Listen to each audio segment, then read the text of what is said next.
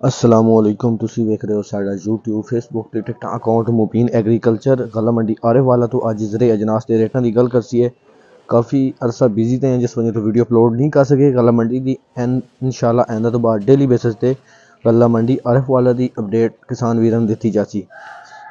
माशाल्लाह मार्केट के अंदर काफ़ी स्टॉक आ चुका है सरों का, पीली सरों, काली सरों। अराइवल जो बहुत ही ज़्यादा है पीली सरों का, काली सरों का अराइवल बहुत ही ज़्यादा है, पीली सरों बहुत ही कम वेखी गई गला मंडी के अंदर। रेट की गल करिए अज तुहानूं किसान भी रेट दसते हैं। सरों जी है 5850 रुपए तक विकी है।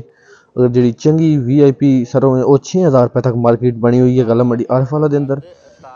इस तो बाद बहुत ही अच्छी हो 62 63 65 भी जा रही है। 6000 तो 6500 तक बहुत ही टॉप क्लास की जी सरों है वह विक रही है।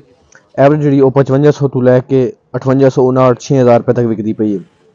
ए रेट जी सरों के पीली सरों की मार्केट 7000 तो लैके 71 7200 रुपए तक है। अगर टॉप का सुक्का माल 7500 है, लेकिन इस तरह की डेयरियां फिलहाल नहीं वेखी गई गला मंडी के। उस तो बाद स्टॉक क्वालिटी मकई की गल करिए 3100 तो लैके 3150 रुपए तक मकई विकती पई है।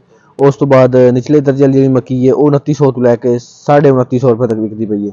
मूंजी की मार्केट माशाल्लाह काफ़ी तेज़ तुरकम बार्डर खुलने की वजह तो 5626 रुपए तक कल के दिन विकरा होया 11-21 का। 1847 की गल करिए 5100 रुपए तक विकया 1847। उस तो बाद कणक 2800 तो लैके 2850 रुपए।